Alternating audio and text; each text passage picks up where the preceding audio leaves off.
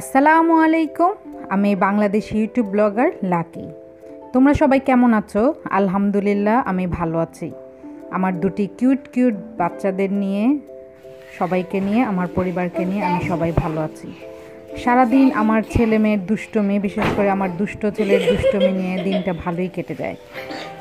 তো আজকে আমি তোমাদের সাথে দুটি রান্না শেয়ার করব। একটি হচ্ছে পটল আলু দিয়ে ইলিশ মাছ, আর একটি হচ্ছে ভাজি, মিষ্টি কুমড়া ভাজি। তো তোমরা দেখো, এটা খুব সাধারণ একটি, কিন্তু ভাবলাম যে যেহেতু রান্না করছি তাহলে তোমাদের সাথে শেয়ার করি। তো আমি কিচেনে চলে আসলাম। এখন আমি পাতিলে তেল দিয়ে দিলাম। আর আমার রান্নায় বরাবরই বলেছি আমি মশলা আর তেলটা কম ইউজ করার চেষ্টা করি। তো আমি পরিমাণ মতো পেঁয়াজ দিয়ে দিয়েছি। আমি পেঁয়াজটা দিয়ে সাথে সাথে আমি লবণও দিয়ে দিব, কারণ পেঁয়াজের পরপর লবণ দিয়ে দিলে পেঁয়াজটা তাড়াতাড়ি নরম হয়ে যায় আর পুড়ে যায় না। তো আমি পেঁয়াজটা একটু হালকা ব্রাউন করে ভেজে নিব। আসলে ইলিশ মাছ দিয়ে কিন্তু যে কোনো খাবারই ভালো লাগে, যে কোনো সবজি দিয়ে রান্না করো বা শুধু রান্না করো বা ভাজো, ভালোই লাগে। আর আমার ভালো লাগার কারণ হচ্ছে ইলিশ মাছটা আসলে আমার খুব ফেভারিট। আমি খুবই পছন্দ করি। যদি প্রতিদিন কেউ ইলিশ মাছ মানে রান্না করে দেয়, আমি প্রতিদিনই খেতে পারবো। এটা আমার খুব প্রিয় একটি মাছ। তো এখন দেখো পেঁয়াজটা ব্রাউন কালার হয়ে গিয়েছে, তো আমি মশলা দেওয়ার আগে পানি দিয়ে দিলাম। আর তোমরা যারা এই মশলাটা তেলেই দিয়ে দিতে চাও, তারা কিন্তু চাইলে এই পাউডার মশলাটাকে একটু হালকা পানি দিয়ে পেস্ট করে নিতে পারো। তো ওই পেস্ট করে নিয়ে নিলে আর এই পেঁয়াজের মধ্যে পানি দেওয়ার দরকার পড়বে না। সেই পেস্ট মশলাটা সরাসরি তেলে দিয়ে সেটাকে মানে কষিয়ে নেওয়া যাবে।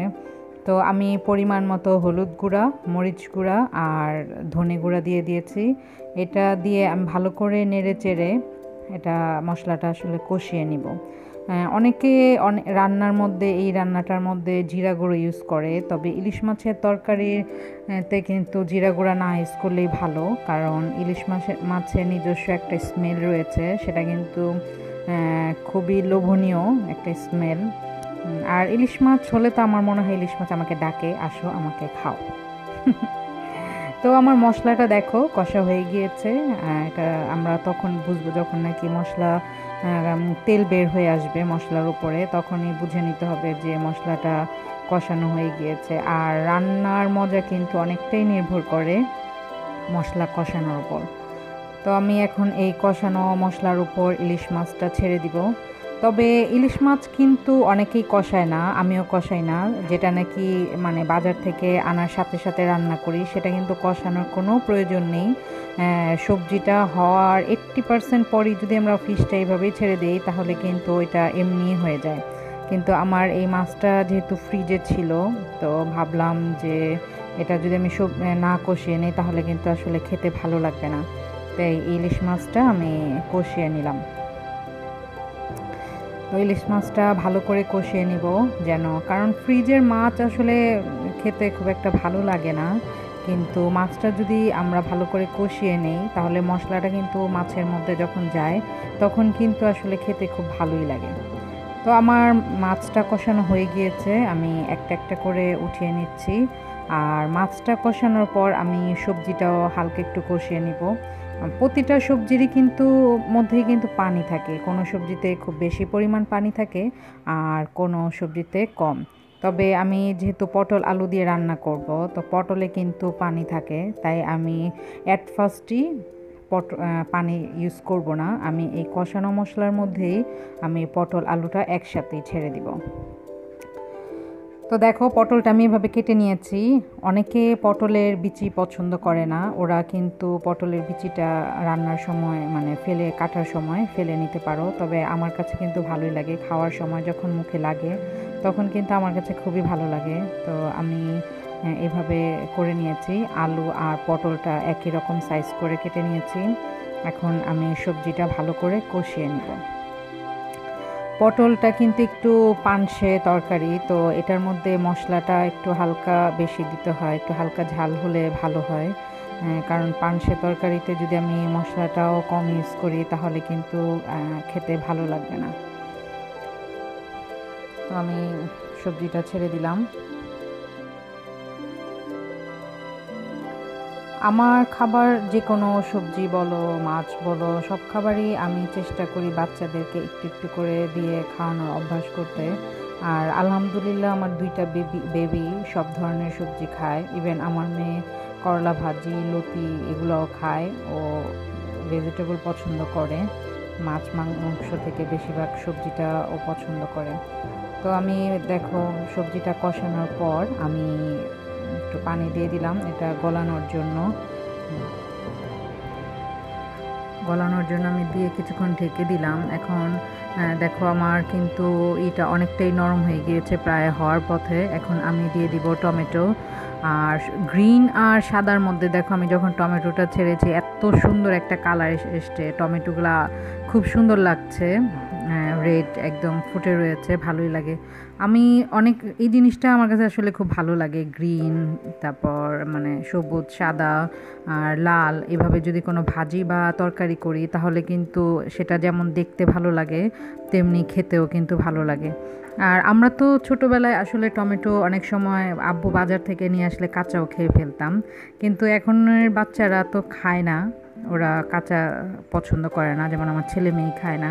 তো এজন্য আমি চেষ্টা করি বেশিরভাগ যে কোনো সবজি রান্না করলে টমেটোটা দেওয়ার জন্য, কারণ টমেটোটা কিন্তু খুবই ভালো, বিশেষ করে স্কিনের জন্য কিন্তু এটা খুবই ভালো টমেটো। তো আমি এই কষানো আমি যে মাছগুলো উঠিয়ে রেখেছিলাম এখন আমি ওইটা দিয়ে দিয়েছি। তো আমার তরকারিতে যেহেতু ঝোলটা একটু কম, আমি মাছটা চারদিকে ছড়িয়ে এখন পানি দিয়ে দিলাম। পানিটা দিলাম যেন মাছটার মধ্যে আর কি পটল আলুর ফ্লেভারটা আসে একটু, আরেকটু আমি ভালো করে চুলার মধ্যে নিয়ে বলক আনিয়ে নিব ভালো করে।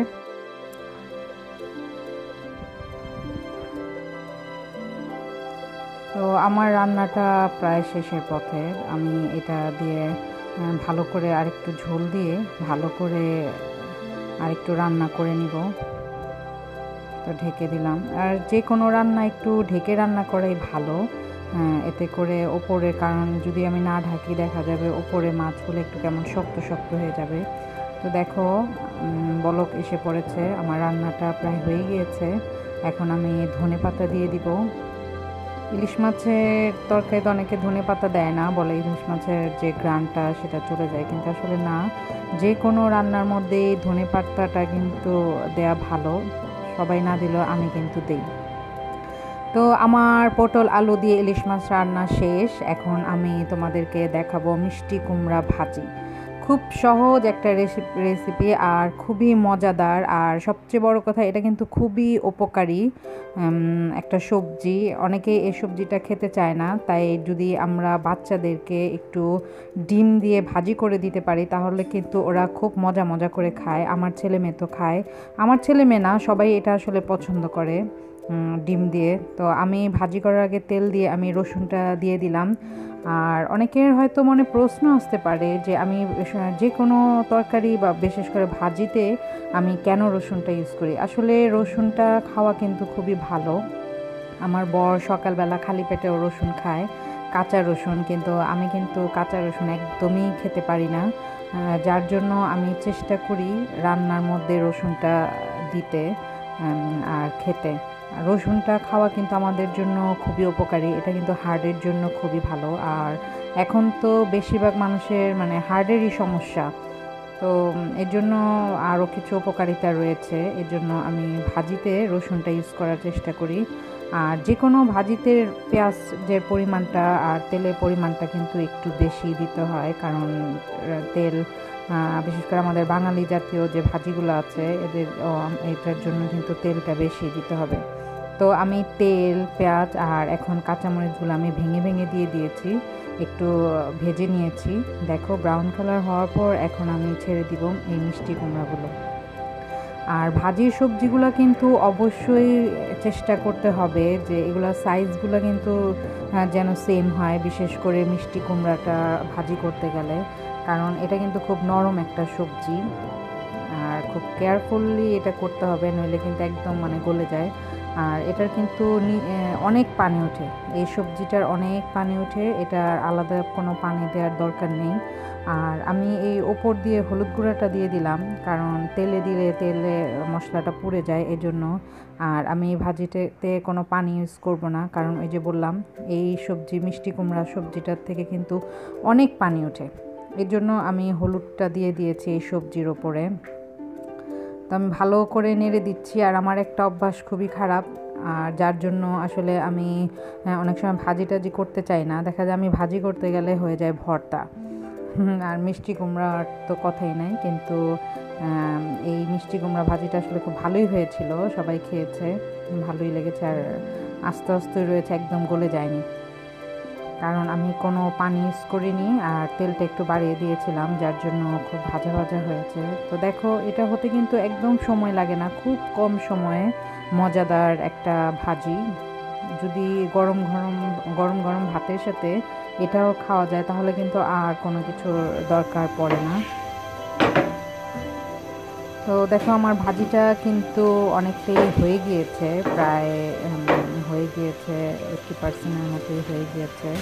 আর আমি যখন নাকি ননস্টিকে করি তখন আমি ভালো করে চামচ না ইউজ করে এভাবে করার চেষ্টা করি, আর হয় আলহামদুলিল্লাহ পারি, পড়ে যায় না। ফার্স্ট টাইম পড়ে যেত, এখন আর পড়ে না। তো আমি এখানে 2টি ডিম নিয়েছি, ওই যে বললাম বাচ্চাদেরকে খাওয়ানোর জন্য আমাকে ডিমের পরিমাণটা একটু বাড়িয়ে দিতে হবে, এর জন্য আমি 2টি ডিম নিয়েছি। আর তোমরা যারা ডিম খাও না বা পছন্দ করো না তারা কিন্তু এটা ডিম ছাড়াও করতে পারো। তো দেখো আমি আস্তে আস্তে আলতো আলতো করে দিয়ে দিচ্ছি, কারণ এখন যদি আমি বেশি করে নাড়াচাড়া করি তাহলে দেখা যাবে ডিমটা একদম মিশে যাবে আর এটা ভেঙে যাবে। আমার রান্নাটা যখন প্রায় 90%ই হয়ে গিয়েছে তখন আমি অল্প পরিমাণে চিনি দিয়ে দিয়েছি। এটা যেহেতু মিষ্টি কুমড়ো, এটাতে চিনি অবশ্য না দিলেও চলতো, এটা মিষ্টি মিষ্টি ছিল, কিন্তু তবুও মিষ্টি জাতীয় সবজিতে ভালো মতো মিষ্টি না হলে কিন্তু ভালো লাগে না। তাই আমরা যখনই এই মিষ্টি কুমড়া রান্না করি ওটার মধ্যে চিনিটা ইউজ করি। তো আমি চিনি দিয়ে একটু ভালো করে নেড়ে চেড়ে দিলাম। আর দেখো আমি ডিমগুলো কিন্তু একটু আস্তে আস্তে রেখেছি, এটা ভালো করে মিলিয়ে দিইনি, কারণ যেন দেখা যায় ডিমের লোভে যেন আমার বাচ্চারা এই ভাজিটা খায়।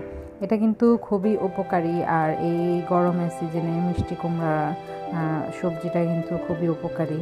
তো বাচ্চাদের খাওয়ানোর জন্য আসলে আমাদের মাদের অনেকগুলো টেকনিক নিতে হয়, তো এটা আমার একটা টেকনিক। আমার ভাজিটা কিন্তু প্রায় হয়ে গিয়েছে, আমি এখন এটাতে ধনেপাতা দিয়ে এটা কিছু নামিয়ে নেব। তো তোমরা দেখলে আমার ভিডিওটা আমি তোমাদের সাথে শেয়ার করলাম, জানি না তোমাদের কাছে আমার ভিডিওটা কেমন লাগে, তবে তোমরা যারা প্রথম আমার ভিডিওটা দেখছো যদি তোমাদের কাছে ভালো লেগে থাকে তাহলে অবশ্যই সাবস্ক্রাইব করবে। আর যারা সাবস্ক্রাইব করেছো তাদেরকে অনেক অনেক ধন্যবাদ, তোমরা লাইক কমেন্টস করে আমার সাথে থাকবে। তো তোমরা সবাই ভালো থেকো, আমার জন্য দোয়া করো, আমিও তোমাদের জন্য দোয়া করব। আল্লাহ হাফেজ।